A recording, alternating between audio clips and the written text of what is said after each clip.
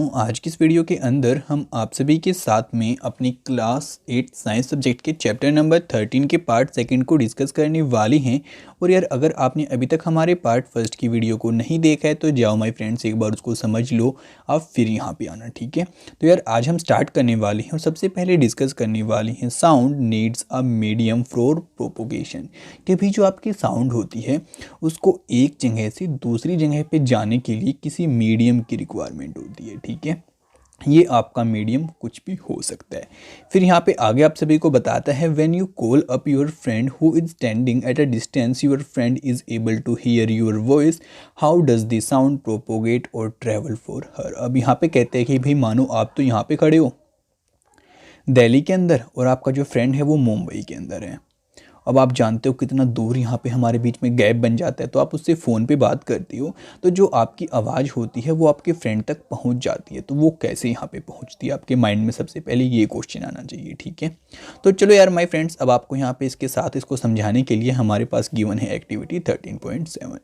तो यहाँ पे कहता है टेक अ मेटल और ग्लास टम्बलर, कि भाई आप मेटल का या फिर ग्लास का कोई टम्बलर लो, make sure that it is dry, कि भाई आप ध्यान रखो कि वो आपका सूखा होना चाहिए। Place a cell phone in it, फिर आप एक काम करो कि उसके अंदर अपने मोबाइल फ़ोन को डाल दो। Remember that the cell phone must not be keep in water, कि भाई आपको इस बात का ध्यान रखना है कि भाई आपको जो आपका फ़ोन रखना है वो पानी के साथ में बिल्कुल भी नहीं रखना है। मतलब कि आपने कोई टम्बलर लिया ग्लास का मानो या फिर किसी मेटल का, उसके अंदर आपने अपने फ़ोन को रख दिया तो उसके अंदर यहाँ पे पानी बिल्कुल भी नहीं होना चाहिए। फिर कहते हैं ask your friend to give a ring on the cell phone from the another cell phone, listen to the ring carefully। अब यहाँ पे कहते हैं कि फिर आप अपने फ्रेंड को बोलो कि भाई वो आपके फ़ोन पे फ़ोन मिलाए, तब आप इसको इसके अंदर रख दो। रखने के बाद में फिर यहाँ पे कहता है now surround the rim of the tumbler with your hands, put your mouth on the opening between your hands, indicate to your friend to give a ring again। अब यहाँ पे कहते हैं कि भाई आप अगेन से मतलब कि उस टम्बलर को पकड़ के देखो, बाकी इसको मैं शो करने वाला हूँ आपको कैसे क्या करना है। फिगर 13.10 के अंदर एक बार फटाफट इसको स्टडी कर लेते हैं। तो यहाँ पे कहते हैं indicate to your friend to give a ring again, listen to the ring while shaking air from the tumbler. अब माय फ्रेंड्स यहाँ पे आप सभी को कहते हैं कि भाई देखो, आपने अपने फ़ोन को ऐसे यहाँ पे रख दिया, फिर अपने फ्रेंड को बोला कि वो कॉल करे, तो आपको कुछ ऐसे यहाँ पे अपने माउथ से उसको अटैच कर लेना है। फिर आपको फील करना है कि आपको क्या चीज़ें यहाँ पे फील होती, क्या जो टम्बलर है उसके अंदर आपका जो सेल फोन है वो हवा को थोड़ा बहुत आपका कुछ यहाँ पे अट्रैक्शन करता है या फिर यहाँ पे कुछ सीन होता है। एक बार आप उसको फील करना माय फ्रेंड्स। ये एक्टिविटी आपको प्रैक्टिकल करोगे तभी ज़्यादा अच्छे से समझ में आ पाएगी। बाकी मैं यहाँ पे आपको थोड़ी बहुत डिटेल एक्सप्लेन भी कर दूंगा। फिर कहता है does the sound became fainter as you suck. अब यहाँ पे कहते हैं कि भाई आपने क्या किया, उस टम्बलर को अपने माउथ से ऐसे लगा लिया और उसके अंदर की सारी हवा को आपने अंदर सोख लिया। फिर अपने फ्रेंड को बोला कि भाई तू कॉल कर, तो कॉल करने के बाद आपको फिर यहाँ पे क्या फील होता है वो बात यहाँ पे बता रहा है। फिर यहाँ पे कहते हैं remove the tumbler from your mouth does the sound became loud again. और जैसे फिर आप अपने माउथ से थोड़ा दूर हटाओगे आपका जो ग्लास था उसको, तो क्या जो वहाँ पे आवाज़ थी वो तेज अगेन से हो चुकी है और जैसे आपने हवा को सोख लिया तो आवाज़ बिल्कुल मंदी हो गई थी। फिर यहाँ पे कहते हैं can you think of an explanation, क्या आप इसके लिए कोई एक्सप्लेनेशन हमें यहाँ पे दे सकते हैं। Is it possible that the decreasing amount of air in the tumbler had something to do with the decreasing loudness of the ring. अब यहाँ पे कहते हैं कि अब आपको यहाँ पे एक बात तो ज़रूर समझ में आई होगी कि भाई जो आपका ग्लास था उसके अंदर जैसे ही हमने हवा को कम कर दिया तो जो आपकी आवाज़ थी वो कम हो गई, और जैसे ही हवा को अगेन से हमने यहाँ पे मतलब कि जो पहले थी उतनी कर दिया तो यहाँ पे अगेन से जो आपकी आवाज़ थी वो तेज हो चुकी है। फिर यहाँ पे कहता है Indeed, if you had been able to suck all the air in the tumbler, you will not listen any sound। अब यहाँ पे कहते हैं कि अगर जो वो ग्लास है ना उसके अंदर आप हवा का एक टोपा यानी कि हवा बिल्कुल भी नहीं छोड़ोगे तो वहाँ पे आपको कोई आवाज़ नहीं सुनाई देगी। Actually sound need a medium to travel. अब यहाँ पे कहते हैं कि भाई सच्चाई बात तो ये है कि जो आपकी साउंड होती है उसे किसी मीडियम की ज़रूरत पड़ती है एक जगह से दूसरी जगह पे पहुँचने के लिए। वहाँ पे आपका मीडियम क्या है, अब मानो ये आपका फ़ोन है और ये आपकी ईयर है, तो यहाँ तक पहुँचने के लिए बीच में क्या है गाइज, आपकी हवा। और हवा एक मीडियम की तरह यहाँ पे काम करती है, तभी जो आपकी आवाज़ है वो पहुँच पाती है आपके कानों तक। फिर यहाँ पे कहते हैं actually Sound need a medium to travel. When air has removed completely from a vessel, it is said that there is a vacuum in the vessel. अब यहाँ पे कहते हैं कि अगर भाई आपका कोई भी बर्तन या कुछ भी है उसके अंदर हवा बिल्कुल भी नहीं है तो यहाँ पे आपका वैक्यूम बन जाता है। वैक्यूम मतलब कि गाइज आपका खाली स्पेस बन जाता है, ठीक है। फिर यहाँ पे कहता है the sound can not travel through a vacuum, और जो आपकी साउंड होती है वो वैक्यूम के अंदर कभी भी ट्रेवल नहीं कर सकती।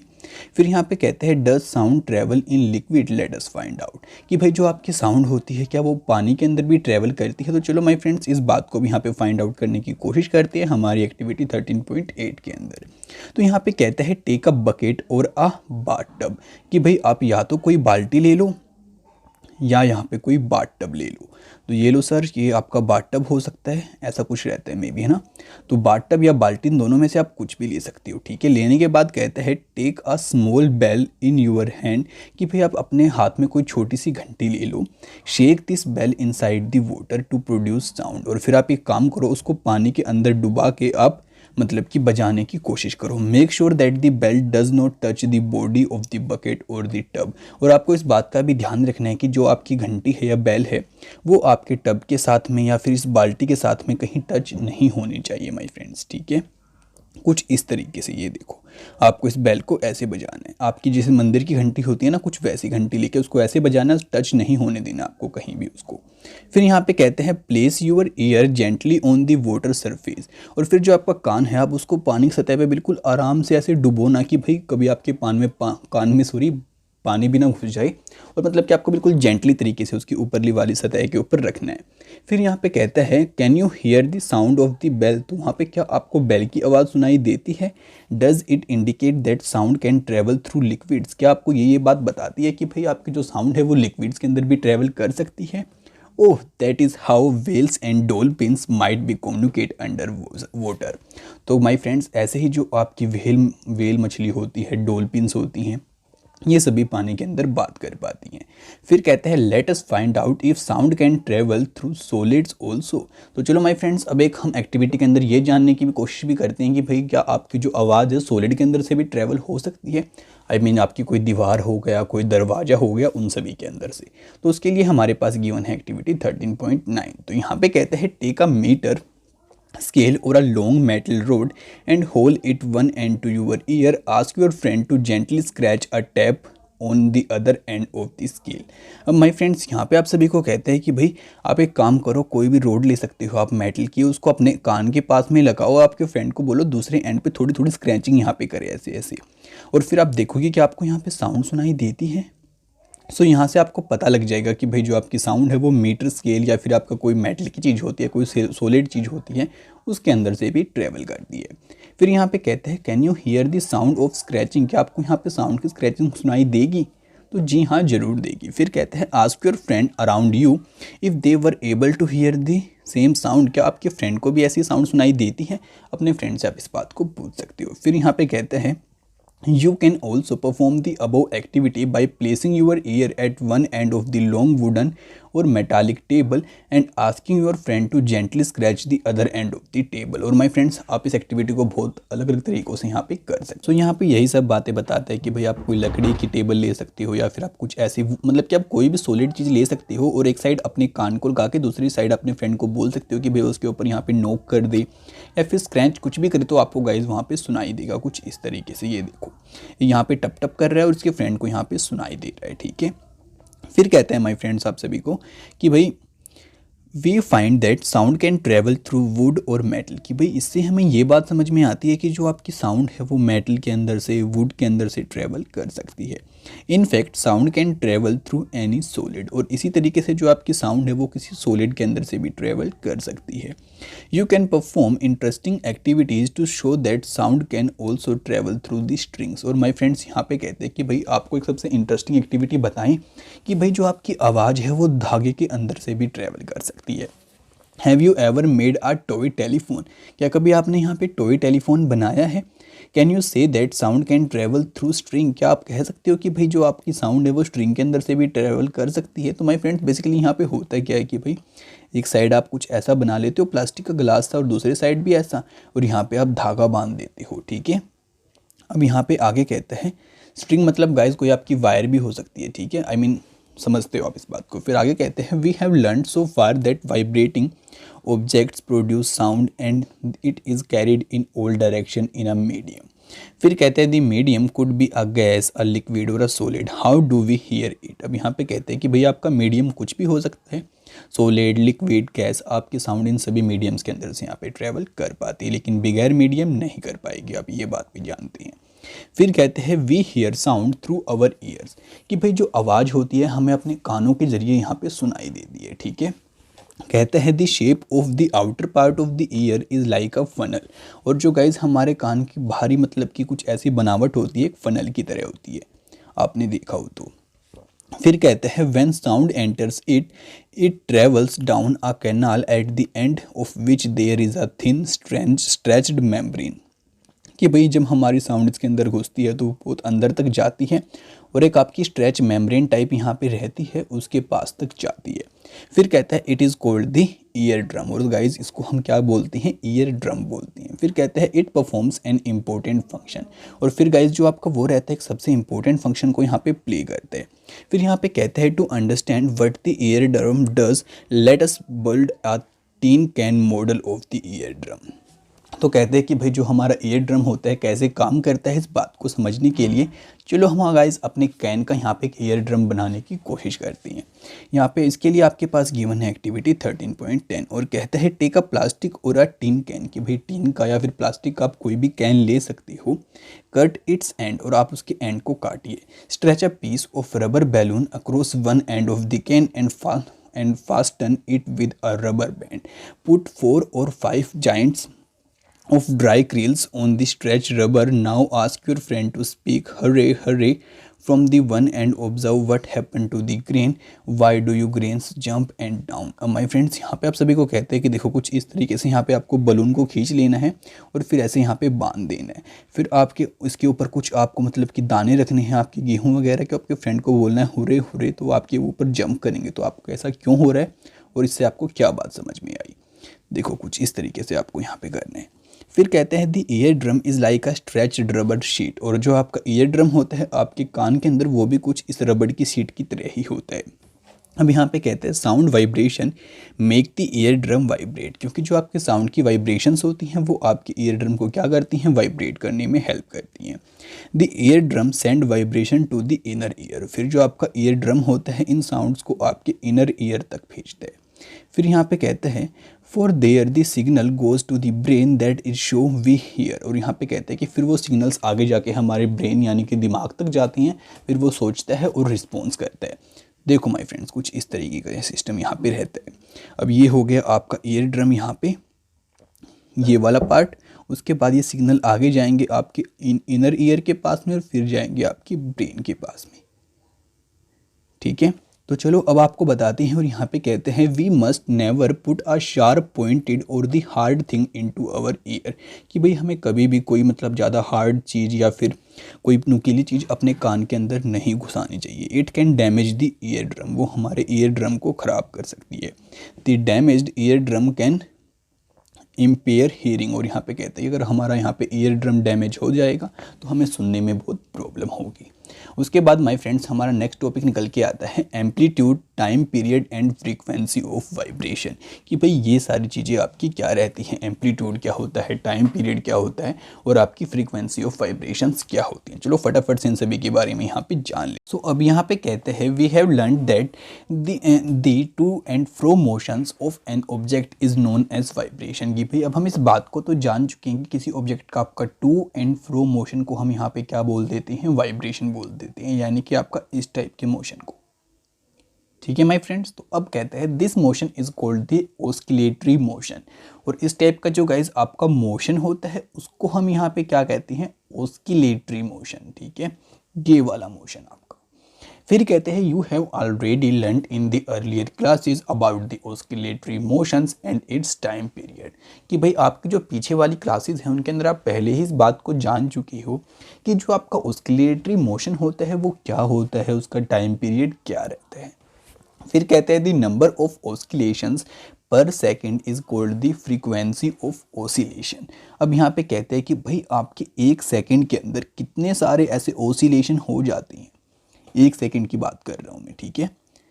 1 सेकेंड के अंदर कितनी बार ये अप डाउन ऐसे टू एंड फ्रो आपका कर देता है, उसको माय फ्रेंड्स हम क्या बोल देते हैं, फ्रीक्वेंसी ऑफ ऑस्किलेशन, ठीक है।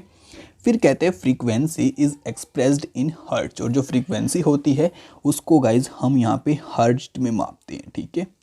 इस टर्म को आप याद रखना। फिर कहते हैं it symbol is H Z, और उसका जो सिंबल रहता है वो रहता है आपका H Z.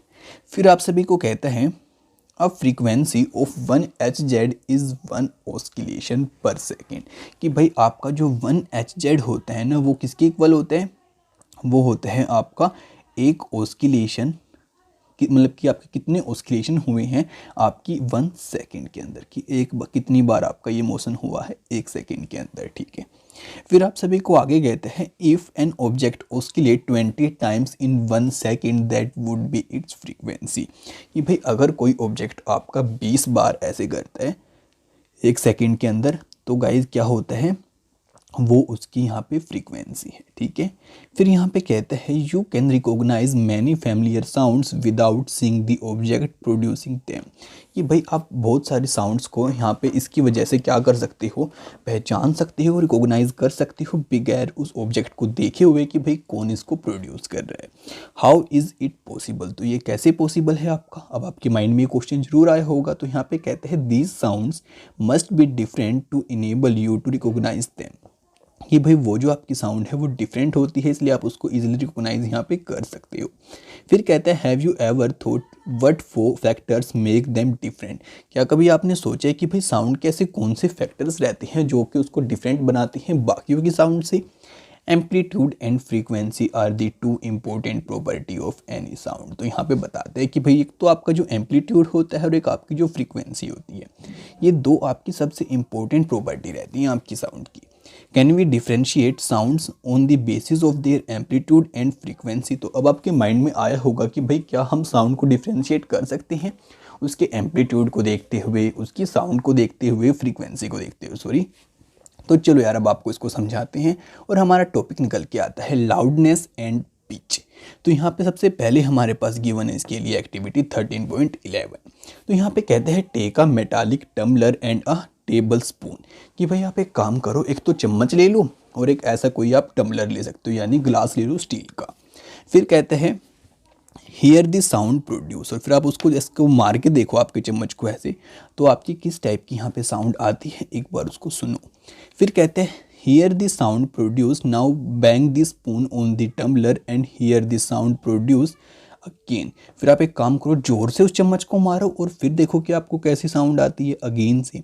Is the sound louder when the tumbler is struck hard, क्या अब आपको तेज आवाज़ आई जब आपने जोर से चम्मच को इसको मारा, और जब हल्के से मारा तो आपको कम आवाज़ आई होगी। क्या ऐसा ही हुआ या कुछ अलग हुआ, तो आप मेरे को कमेंट करके बता सकते हो।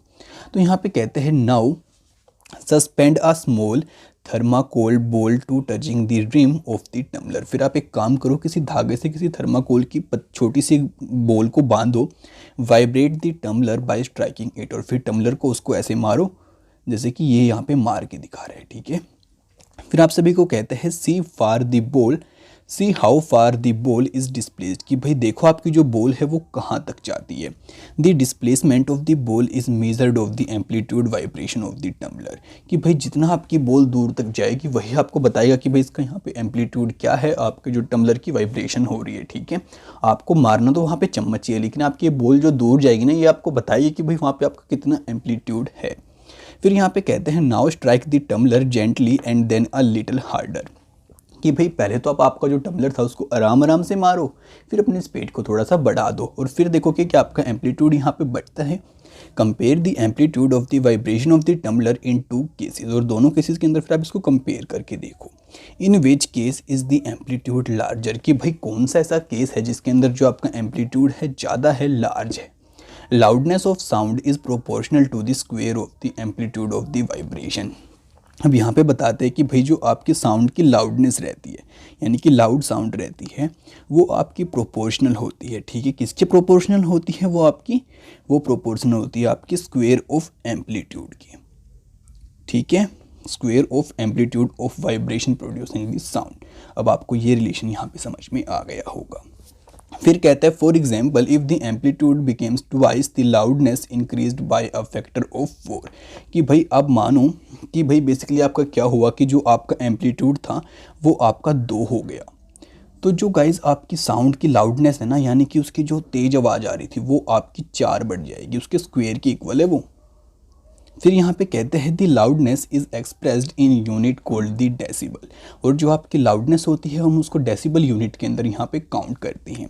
The following table give some idea of the loudness of sound coming from various sources, और यहाँ पे ये जो आपकी टेबल है कुछ आपको आइडिया दे देगी कि भाई जो आपकी अलग अलग सोर्सेज से साउंड आती है उसके बारे में, ठीक है। अब ये देखो, जो हम नॉर्मल सांस लेते हैं उसकी साउंड है आपकी 10 dB, और गाइस जो आपका सॉफ्ट विस्पर होता है उसकी है आपकी 30 dB। फिर आपकी जो हम नॉर्मल बातें करते हैं उनकी होती है 60 dB, और जो आपका बहुत ज़्यादा ट्रैफिक बिजी हो जाता है उसकी साउंड रहती है 70 dB। उसके बाद जो आपकी एवरेज फैक्ट्री होती है उसकी साउंड रहती है आपकी 80 dB, ठीक है। अब यहाँ पे कहते हैं above 80 dB the noise became physically painful, कि अगर आपकी जो साउंड है वो 80 dB से ऊपर चली जाए तो वो हमारे कानों को डैमेज भी कर सकती है, हमारे लिए फिजिकली पेनफुल हो सकती है, ठीक है।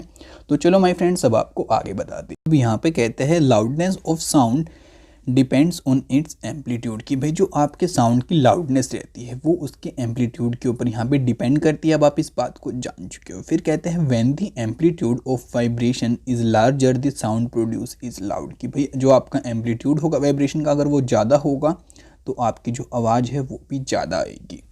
When the amplitude is smaller, तो जो आपकी आवाज़ है वो भी कम आएगी, ठीक है। यहाँ पे है आपकी साउंड और यहाँ पे है आपका एम्पलीट्यूड। फिर आप सभी को कहते हैं compare the sound of a baby with that of an adult, is there any difference. अगर आप किसी बच्चे की साउंड को किसी बड़े की साउंड से कंपेयर करोगे तो आपको डिफरेंस इजीली यहाँ पे देखने को मिल जाएगा। फिर कहते हैं even if two sounds are equally loud they different in some way, let us see how, कि भाई अगर 2 साउंड आप कहते हो कि बिल्कुल सिमिलर हैं लेकिन तभी भी उनके बीच में कुछ डिफरेंस हमें दिख जाता है, तो चलो देखते हैं वो क्या है। अब यहाँ पे कहते हैं I wonder why my voice is different from that of my teacher. तो अब बाकी आप एक काम कर सकते हो, अपनी आवाज़ को अपने टीचर की आवाज़ से कंपेयर कर सकते हो और देख सकते हो कि भाई तुम्हारी आवाज़ में इतना डिफरेंस यहाँ पे कैसी है। फिर यहाँ पे कहते हैं the frequency determines the shrillness और पिच ऑफ अ साउंड, कि भाई जो ये फ्रीक्वेंसी होती है ना और आपकी पिच रहती है साउंड की, ये बताती है कि भाई मतलब कि आपका मतलब कि किस इंसान की कैसी साउंड है बेसिकली, ठीक है ना। फिर कहते हैं if the frequency of vibration is higher we say that the sound is shrill, कि भाई अगर मानो आपकी जो फ्रीक्वेंसी है साउंड की ज़्यादा है तो हम कह सकते हैं कि ये जो साउंड है आपकी श्रिल है। And as a higher pitch, और उसकी जो आपकी पिच है वो भी हायर है। फिर यहाँ पे कहते हैं if the frequency of vibration is lower, कि अगर आपकी फ्रीक्वेंसी वाइब्रेशन लोअर है तो ऑब्वियस ही बात है जो आपकी श्रिल होगी वो भी कम होगी और जो पिच होगी वो भी कम होगी, ठीक है। फिर आप सभी को यहाँ पे आगे कहते हैं बेसिकली यहाँ पे अगर आपकी लो होगी तो गाइज मे बी श्रिल का तो कोई मतलब यहाँ पे मेरे को ऐसा लगता है बनता ही नहीं। फिर यहाँ पे आप सभी को कहते हैं for example a drum vibrate with a low frequency therefore is produce a low pitch sound, कि भाई अगर मानो आपने कोई ड्रम देखा हो और उसको आप आराम आराम से यहाँ पे बीट कर रहे हो तो गाइज वो बहुत लो फ्रीक्वेंसी की पिच आपकी प्रोड्यूस करेगा। फिर यहाँ पे कहते हैं on the other hand a whistle has a high frequency and therefore produce a sound of high pitch, कि भाई जबकि अगर बात करें आपकी हम व्हिसल की, ठीक है, वो आपकी बहुत तेज़ साउंड यहाँ पे प्रोड्यूस करती है और मतलब कि बहुत उसकी जो पिच है वो भी ज़्यादा रहती है। फिर कहते हैं a bird make a high pitch sound where a low and make a low pitch roar. अब यहाँ पे कहते हैं कि जो आपकी बर्ड होती है वो क्या करती है, बहुत ज़्यादा पिच की आपकी यहाँ पे आवाज़ प्रोड्यूस करती है, जबकि जो आपका शेर होता है वो लो पिच में आपका दहाड़ता है। However the roar of a लोयन is very loud while the sound of the bird is quite fable. अब यहाँ पे कहते हैं जबकि आपका जो शेर होता है उसकी आवाज़ तब भी बहुत तेज़ होती है और जो आपका पक्षी होता है उसका इतना तेज़ बोलने पर भी आवाज़ कम पड़ जाती है, ठीक है। फिर यहाँ पे देखो माय फ्रेंड्स, ये दिखा रखा है आपको कि भाई यहाँ पे तो आपका बिल्कुल ऐसे स्मूथली चल रहा है क्योंकि ये ड्रम को आराम से बजा रहा है और यहाँ पे देखो कितनी तेज़ तेज़ आपकी यहाँ पे फ्रीक्वेंसी आ रही है। तो सारा खेल गाइज आपका बेसिकली यहाँ पे फ्रीक्वेंसी का होता है। फिर यहाँ पे कहते हैं और जो आपकी फ्रीक्वेंसी होती है ना वही आपको पिच के बारे में बताती है यहाँ पे आपकी कम पिच है, यहाँ पे आपकी ज़्यादा पिच है। फिर यहाँ पे कहते हैं every day you hear the voice of children and adults, कि भाई आपको सारा दिन में कभी बच्चे की आवाज़ सुनाई देती है, कभी बड़ों की आवाज़ सुनाई देती है। Do you feel any difference in their voice, क्या आपको उनकी आवाज़ में कोई फ़र्क यहाँ पे महसूस होता है। Can you say that the frequency of the voice of a child is higher than that of an adult, क्या आप इस बात को कह सकते हो कि भाई जो एक बच्चा है उसकी फ्रीक्वेंसी बहुत जल्दी जल्दी आती है और जो बड़ा इंसान होता है उसकी फ्रीक्वेंसी बहुत आराम से आती है। ठीक है, फिर आप सभी को कहते हैं usually the voice of a women has higher frequency than of a man, अगर आपको हम यूजुअली बताएं तो जो एक वुमेन होती है, लेडीज़ होती है, उसकी जो फ्रीक्वेंसी होती है वो ज़्यादा होती है एज़ कम्पेयर टू मैन। ठीक है, फिर आप सभी को आगे बताता है ऑडिबल एंड इनऑडिबल साउंड्स के बारे में। We know that we need a vibrating body for the production of sound. Can we hear the sound of all vibrating bodies? अब यहाँ पे कहते हैं कि भाई हम इस बात को तो जानते हैं कि हमें साउंड सुनने के लिए या फिर प्रोड्यूस करने के लिए किसी वाइब्रेटिंग बॉडी की ज़रूरत होती है। ठीक है, लेकिन क्या हम सभी वाइब्रेटिंग बॉडीज़ के साउंड को सुन सकते हैं या फिर नहीं सुन सकते। अब यहाँ पे फैक्ट बताता है और कहता है is that sound of frequency is less than about 20 vibrations per second, 20 Hz cannot be detected by the human ear. Such sounds are called the inaudible. अब यहाँ पे कहते हैं कि जो साउंड्स आपकी 20 Hz से नीचे रह जाती हैं, I mean आपका 20 एक सेकेंड में कंप्लीट नहीं कर पाती, उनको जो हमारे इंसानों के कान हैं वो नहीं सुन सकते, इसलिए गाइज हम उनको यहाँ पे इनऑडिबल बोल देते हैं। फिर यहाँ पे आप सभी को कहता है on the higher side sounds of frequencies higher than about 20,000 vibrates per second, यानी कि 20 kHz से जो आपकी साउंड ऊपर रहती है। ठीक है, उनको माय फ्रेंड्स हम यहाँ पे मतलब कि आर ऑल्सो नॉट ऑडिबल, तो यार उनको ही हम यहाँ पे क्या बोल देते हैं, इनऑडिबल बोल देते हैं। आई मीन जो इससे ऊपर की साउंड रहती हैं उनको भी हमारे कान यहाँ पे नहीं सुन सकते। Thus for human ear the range of audible frequency roughly from 20 to 20 kHz, तो जो हमारी रेंज रहती है वो माय फ्रेंड्स ये रेंज रहती है 20 Hz से 20 kHz तक। फिर यहाँ पे कहते हैं some animals can hear sound of frequency in shrines higher than 20,000 Hz. Dogs have this ability. The police use high frequency whistles which dogs can hear but humans cannot. अब यहाँ पे कहते हैं कि भाई जो पुलिस होती है ना, जो अपने साथ में कुत्ते रखती है, तो कुत्ते तो इससे ऊपर की साउंड सुन सकते हैं आपकी, तो वो क्या करते हैं अपने साथ में एक ऐसी विसल रखती हैं जिसकी साउंड हमें तो सुनाई नहीं देती लेकिन डॉग्स को सुनाई दी जाती है। ठीक है, फिर यहाँ पे कहते हैं the ultrasound equipment familiar to us for investigating and tracking many medical problems work at frequency higher than 20,000 Hz। अब यहाँ पे कहते हैं कि जो आपकी अल्ट्रासाउंड के जैसे इक्विपमेंट रहते हैं जो कि अगर आपने बहुत बार क्या पता करवा भी लिया हो, करवाया तो नहीं होगा माय फ्रेंड्स, आपने देखा होगा सॉरी, तो यहाँ पे कहते हैं कि भाई तो जो आपका ये अल्ट्रासाउंड टाइप की चीज़ रहती है इसकी जो फ्रीक्वेंसी रहती है वो भी आपकी 20,000 Hz रहती है। फिर यहाँ पे चलो अब आपको बताते हैं नॉइस एंड म्यूज़िक के बारे में। तो यहाँ पे कहते हैं we hear different type of sounds around us, कि भाई जो हमारे आसपास हमें अलग अलग तरीके की साउंड यहाँ पे सुनाई देती है।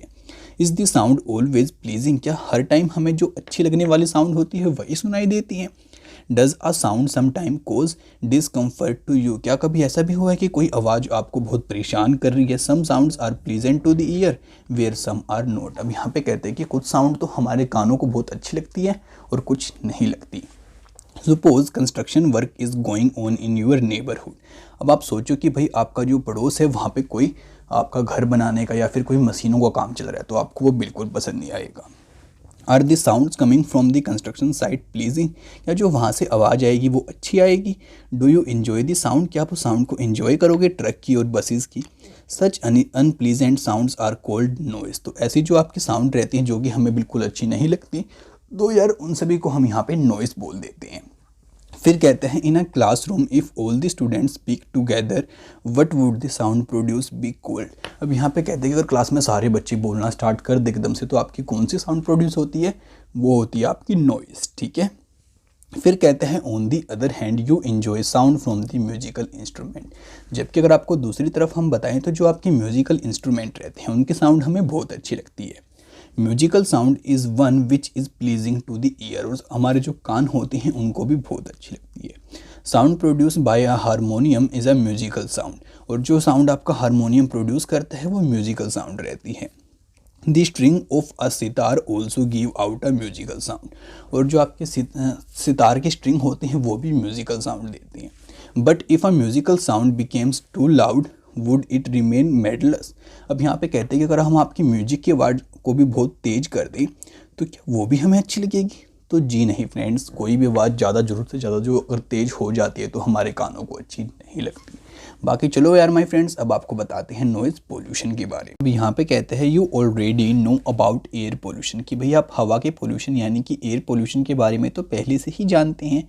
Presence of unwanted gases and particles is air is called the air pollution, कि भाई जो अनवांटेड पार्टिकल्स होते हैं हमारी हवा के अंदर या फिर गैसेज के अंदर, तो यार वही आपकी एयर पोल्यूशन होती है। सिमिलरली प्रेजेंस ऑफ एक्सेसिव और unwanted sound in the environment is called the noise pollution. ऐसे यार गाइस जो आपकी ज़्यादा तेज़ आवाज़ें रहती हैं या फिर जो आवाज़ें हमें बिल्कुल अच्छी नहीं लगती हमारे इन्वायरमेंट के अंदर होती हैं, उन सभी को हम कह देते हैं नॉइज़ पोल्यूशन। ठीक है, can you list some sources of the noise pollution, क्या आप कुछ ऐसी चीज़ों के बारे में हमें बता सकते हैं जो कि नॉइज़ पोल्यूशन करती हैं?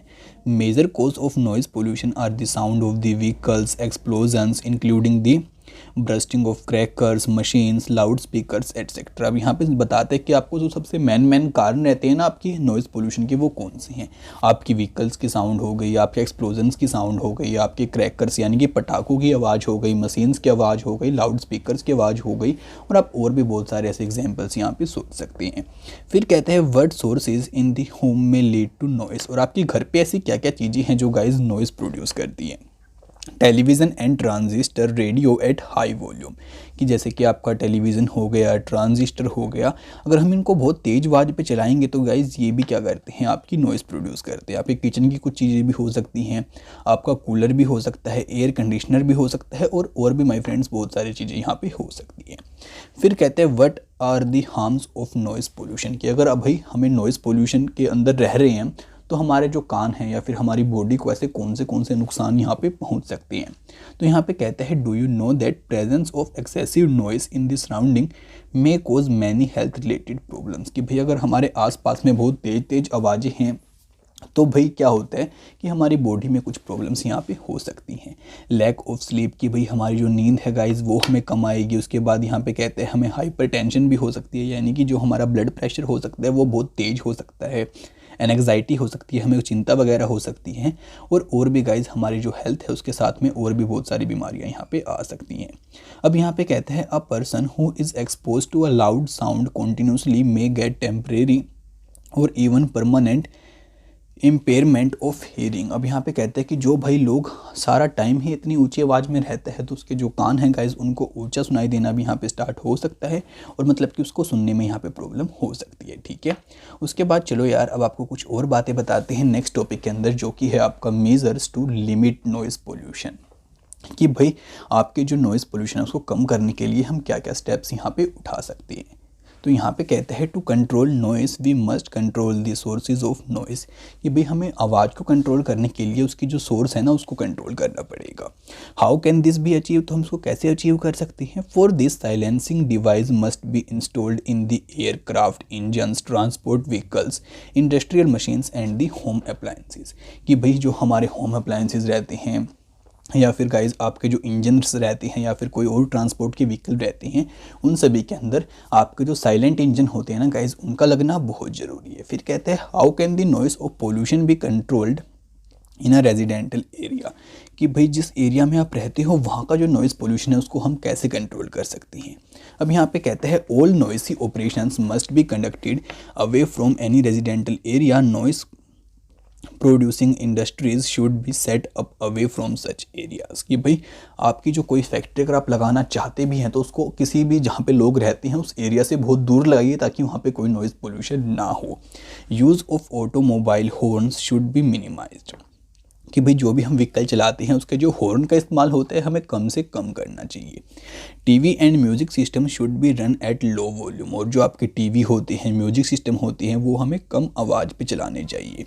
Trees must be planted along the roads and around buildings to cut down on the sounds reaching the residents, thus reducing the harmful effect of the noise pollution. अब यहाँ पे कह रहे हैं कि भाई जो पेड़ होते हैं आपके, वो भी हमें ज़्यादा से ज़्यादा लगाने चाहिए ताकि जो आपकी साउंड है, जो नॉइज़ पोल्यूशन हो रहा है वो कम हो पाए, और जो वहाँ पे लोग रह रहे हैं आसपास के एरिया में उन तक कम साउंड पहुँचे। फिर यहाँ पे आपको बता रहा है हियरिंग इम्पेयरमेंट के बारे में। अब यहाँ पे कह रहा है कि total hearing impairment which is rare is usually from birth itself, कि भाई जो गाइज हमें यहाँ पे हियरिंग इम्पेयरमेंट हो जाता है ये बहुत रेयर केसेस के अंदर हमें देखने को मिलता है, लेकिन ये जब हम बर्थ लेते हैं, पैदा होते हैं, तभी से होता है। अब यहाँ पे कहते हैं partial disability is general the result of disease, और यहाँ पे अगर हमें कम सुनाई देना अब स्टार्ट हुआ है तो ये हमें कोई बीमारी भी हो सकती है या फिर कोई इंजरी भी हो सकती है, हमारे कान में कोई चोट वोट लग गई है, या फिर गाइज हमारी एज हो चुकी है। फिर यहाँ पे कहता है children with impaired hearing need special care, कि भाई जिन बच्चों को मतलब कि यहाँ पे हियरिंग की इम्पेयरिंग है तो यार उनको यहाँ पे स्पेशल केयर की बहुत ज़रूरत होती है। बाय लर्निंग साइंस लैंग्वेज, वो यहाँ पे आपकी जो मतलब कि हाथों की साइंस की लैंग्वेज होती है ना, उससे उनको पढ़ाना पड़ता है और सिखाना पड़ता है। Such childrens can communicate effectively because speech develops as the direct result of hearing. अब यहाँ पे कहते हैं कि भाई हमें उनको इसी तरीके से यहाँ पे पढ़ाना पड़ता है, क्योंकि जो स्पीच होती है ना वही एक डायरेक्ट रिजल्ट यहाँ पे हियरिंग का लेके आती है। बच्चों के अंदर भी अगर यहाँ पे हियरिंग लॉस हो जाता है तो जो हमें मतलब कि उनको साइंस में ही समझाना पड़ेगा, ऐसे तो हम उनको समझा नहीं सकते। बस यही कुछ बातें बता रहे हैं। फिर कह रहा है technological devices for the hearing impaired have made it possible for such person to improve their quality of life. Society can much to improve the living environment for the hearing impaired and help them live normal life। अब यहाँ पे कहते हैं वैसे तो जो हमारी technology है उसने भी बहुत सारे ऐसे डिवाइसेस बना रखे हैं जो कि उनकी हेल्प कर सकते हैं, लेकिन हम सभी को भी उनका यहाँ पे ख्याल रखना चाहिए, उनकी हेल्प करनी चाहिए। बाकी इसी के साथ माय फ्रेंड्स हमारा ये साउंड चैप्टर भी एंड हो जाता है। ये कुछ कीवर्ड्स अगर आपको नहीं आते तो आप मेरे को कमेंट करके बता सकते हैं, बाकी इंस्टा पे भी कॉन्टैक्ट कर सकते हैं। अगर आप सभी को वीडियो अच्छी लगी तो उसको लाइक ज़रूर से कर देना माय फ्रेंड्स, एंड साथ ही अगर आपने चैनल को अभी तक सब्सक्राइब नहीं किया है तो भाई कर लो अगली वीडियो को सबसे पहले देखने के लिए, और बेल नोटिफिकेशन को ऑल पे सेट करना बिल्कुल भी मत भूलना। और इस वीडियो को याद से अपने फ्रेंड्स के साथ में शेयर कर देना, जिससे कि यार उनकी भी थोड़ी बहुत हेल्प हो पाए और वो भी घर बैठे बैठे स्टडी कर पाए। तो आपसे मिलते हैं नेक्स्ट चैप्टर की वीडियो में बहुत जल्द ही, तब तक के लिए माय फ्रेंड्स बाय बाय।